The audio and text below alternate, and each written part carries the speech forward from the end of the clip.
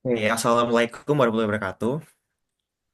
Selamat malam. Jadi kami dari kelompok 2, dari kelompok dari mata kuliah pemrograman controller dengan dosen pengampu Pak Dwi. Di sini kami akan menjelaskan mengenai salah satu tugas mata kuliah pemrograman controller yaitu ladder programming. Kami dari kelompok 2 dengan anggota yang pertama yaitu Muhammad Asmil Fadil Samsudin dengan NRP 204-223-1003. Lalu yang kedua ada Zudan Rizky Aditya dengan NRP 204-223-1007.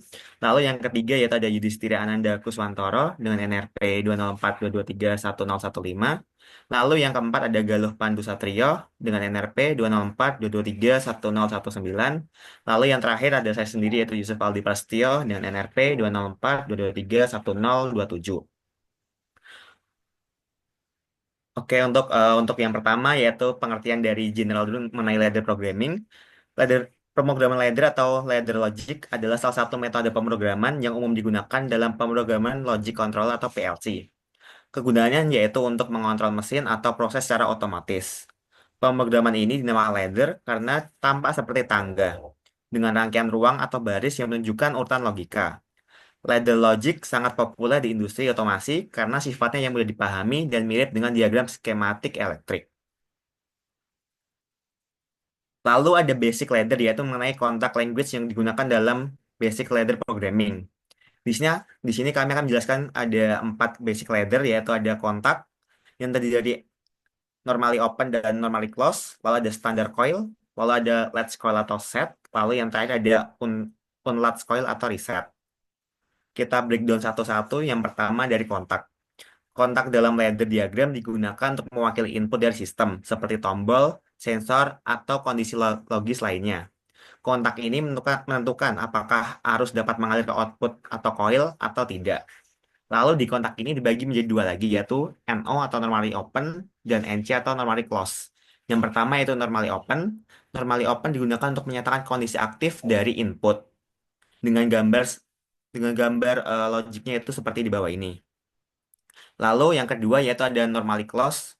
Normally close sendiri digunakan untuk memutus arus saat kondisi tertentu terjadi. Lalu yang kedua yaitu ada standard coil. Fungsi dari standard coil yaitu digunakan untuk mengendalikan output seperti lampu, motor, pompa, dan sebagainya. Coil akan aktif atau energized jika semua kontak yang terhubung di sebelah kirinya dalam ladder diagram berada dalam kondisi tertutup atau on. Namun jika salah satu kontak terbuka atau off, maka coil akan mati atau de-energized. Lalu yang ketiga itu ada latch coil atau set. Latch coil digunakan untuk mengunci atau menyimpan kondisi on pada output meskipun kondisi input atau kontak sudah kembali off. Begitu kondisi logika di sebelah kirinya terpenuhi, coil akan aktif dan tetap menyala walaupun input sudah tidak aktif lagi. Output akan tetap on sampai ada instruksi reset atau unlatch dari coil.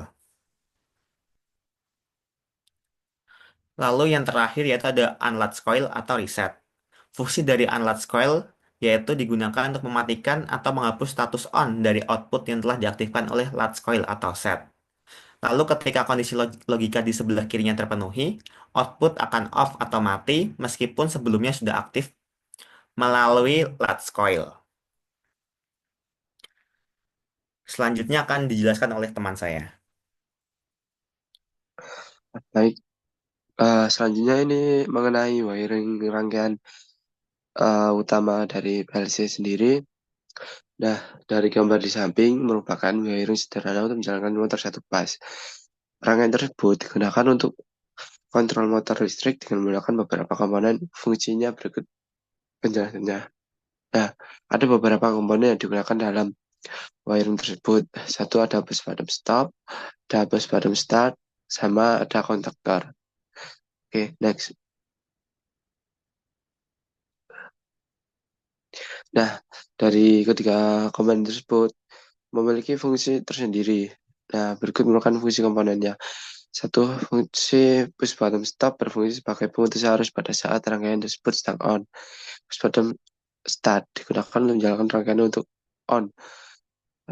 Tiga, kontaktor M1 atau dengan nomor seri 13 14 merupakan salah satu fungsi pengunci dari kontaktor yang digunakan untuk menghubungkan arus listrik. Yang keempat, kontaktor kontak A1 dan A2 digunakan untuk mengaktifkan koil yang ada di dalam kontaktor untuk menghubungkan kontak utama kontaktor agar bisa mengalirkan arus listrik ke motor. Next. Nah, berikutnya ini ada rangkaian kontrol yang dimana dari gambar di samping merupakan rangkaian kontrol dari PLC. Rangkaian tersebut merupakan rangkaian sederhana yang digunakan untuk kontrol kontaktor. Rangkaian tersebut ada beberapa komponen yang digunakan seperti yang tadi sebelumnya saya sebutkan. Tapi di sini ada tambahan yaitu PLC dengan kontrolernya dari WAN tersebut berjalan dengan logika. Jika push button start ditekan, maka controller akan mengirim logika tersebut ke kontaktor dalam kondisi menutup atau NC. Sementara pada bagian push button stop digunakan untuk kontrol memutuskan aliran listrik. Nah, dari kedua wiring tersebut merupakan salah satu rangkaian listrik yang digunakan dalam dunia industri. Oke, next.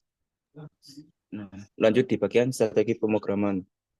Dari langkah pemrograman sendiri, yang pertama adalah mengidentifikasi masalah sistem, lalu memahami proses atau mesin yang akan dikendalikan. Yang ketiga, mengetahui input dan output dari sistem tersebut. Dan yang keempat, menentukan sinyal-sinyal yang masuk dan keluar dari PLC. Yang kelima, memilih PLC yang tepat, lalu menentukan PLC yang sesuai dengan kebutuhan sistem. Dan pertimbangkan jumlah input-output, tegangan kerja, kompatibilitas dengan sensor atau aktuator, dan kemampuan ekspansi dan komunikasi jika sistem besar. Lalu mengetahui korelasi input-output dari tabel kebenaran. Selanjutnya menentukan logika hubungan antara input dan output. Lalu gunakan tabel kebenaran untuk memetakan kombinasi input tertentu yang menghasilkan output tertentu. Lalu sederhanakan menggunakan logika Emaps dan gunakan Carnegie Maps untuk mengurangi kompleksitas logika dan meminimalkan jumlah rung atau kontak dalam program. Yang terakhir, mengimplementasikan logika ke dalam bentuk ladder diagram di perangkat lunak PLC. Next. Oke, di sini aja ada programmer strategi yang dimana ada beberapa case problem dari contoh misalkan sistem kontrol pencahayaan akan dikembangkan. Kemudian sistem ini akan dikontrol oleh 4 saklar, switch 1, switch 2, switch 3, switch 4, dan saklar ini akan mengontrol pencahayaan di ruang berdasarkan kriteria berikut. Nah, yang satu ini itu salah satu dari 3 saklar, switch 1, switch 2, dan switch 3 itu jika dinyalakan dapat menyalakan pencahayaan, tetapi ketiga saklar tersebut harus dimatikan sebelum pencahayaan dimatikan. Kemudian yang kedua itu ada saklar keempat atau switch 4 adalah saklar kontrol utama. Yang dimana jika saklar ini dapat di dalam posisi aktif, lampu akan dimatikan dan tidak ada dari 3 saklar lainnya yang memiliki kontrol. Nah, di sini mempunyai permasalahan yaitu rancang diagram kabel untuk koneksi pengontrol. Tetapkan input dan output dan kembangkan diagram tangga yang akan menyelesaikan tugas tersebut. Next.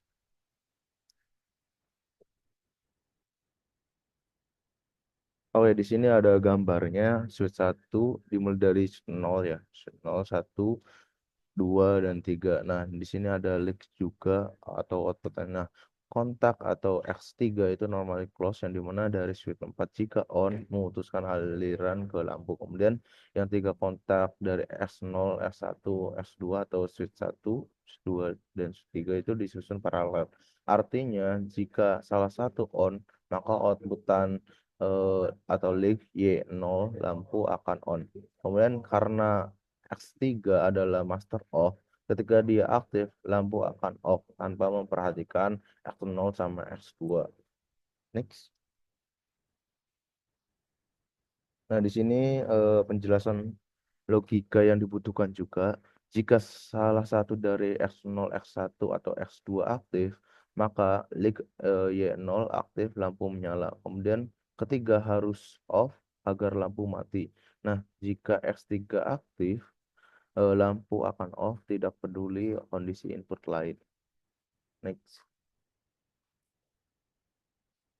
Oke, di sini ada beberapa cabang kayak logika yang dimana ada penjelasan juga. Contoh misalkan dari switch 0 ya, atau S0, switch 1, switch 2, sama switch 3 itu, misalkan dari semuanya itu 0, maka semua off, master off, lampu mati. Nah, kemudian misalkan switch atau S0-nya itu 1, kemudian salah satu ini on, maka apabila ada masternya off, lampu akan nyala. Nah, kemudian selanjutnya misalkan salah satu itu on, masternya off, maka lampu nyala. Kemudian salah satu on, master off, maka lampu nyala. Nah, perbedaannya juga ada beberapa yang bisa membedakan. Contohnya misalkan di sini ada dua on-nya, misal contoh. Kemudian ada master off, kemudian lampu akan nyala. Terus juga di 3 on ini master off, maka lampu nyala. Nah, misalkan semuanya off kemudian masternya on, maka lampu mati. Next.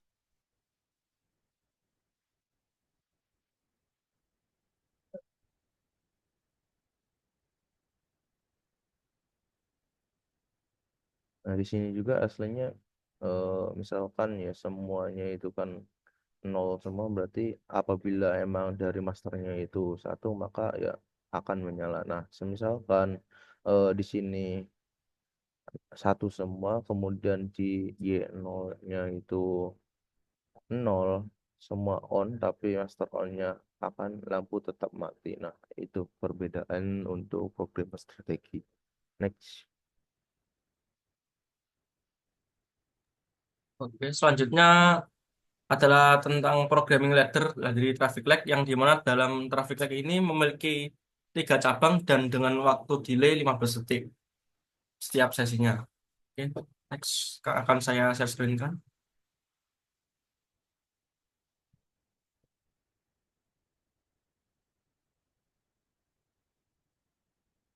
Sudah kelihatan?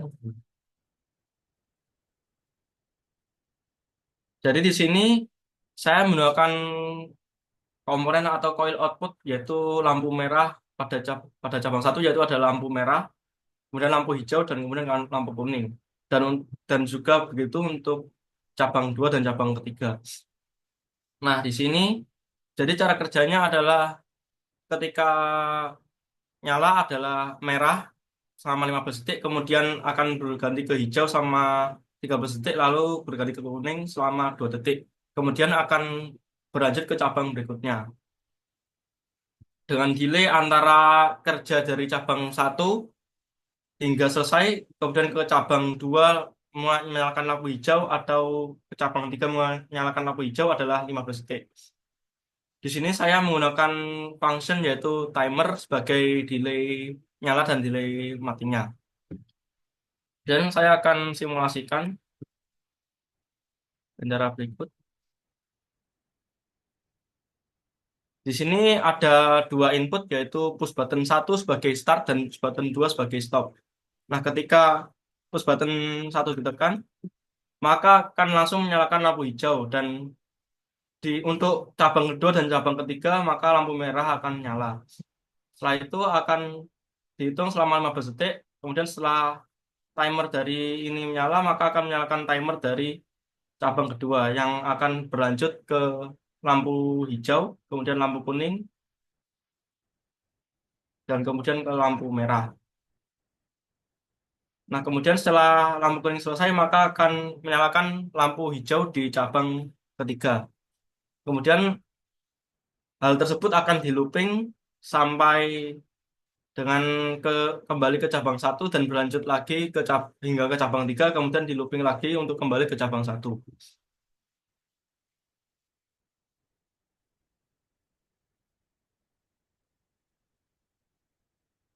Nah, ini sudah kembali ke cabang 2.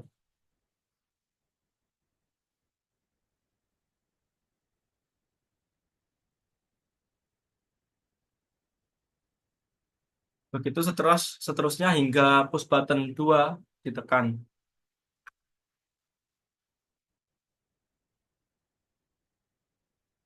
Sekian untuk simulasi dari program Traffic Light-nya dari saya. Sekian dan terima kasih.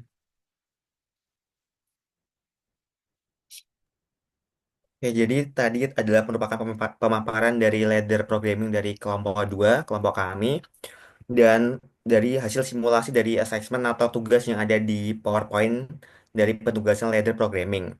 Sekian dari kelompok 2. Mohon maaf apabila ada kekurangan dan kesalahan. Wassalamualaikum warahmatullahi wabarakatuh.